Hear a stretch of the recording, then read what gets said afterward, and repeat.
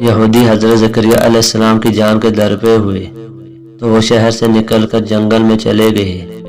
انہوں نے یہودیوں کو اپنا پیچھا کرتے دیکھ کر ایک درخت سے کہا، مجھے پناہ دے۔ درخت چر گیا اور آپ علیہ السلام اس میں روپوش ہو گئے۔ جب یہودی اس درخت کے قریب پہنچے تو شیطان نے سارا قصہ بیان کر کے انہیں درخت کو آری سے دولخت کرنے کا مشورہ دیا۔ جب آری درخت کاٹتی ہوئی حضرت زکریا علیہ السلام کے سر تک پہنچی تو آپ علیہ السلام نے آہ کھینچی۔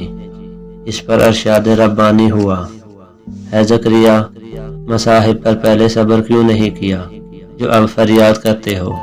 اگر آہ تمہارے منہ سے نکلی تو دفتر صابرین سے تمہارا نام خارج کر دیا جائے گا۔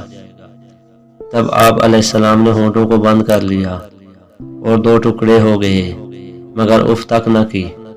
حضرت زکریا علیہ السلام آری سے کیوں چیر کر رکھ دیے گئے؟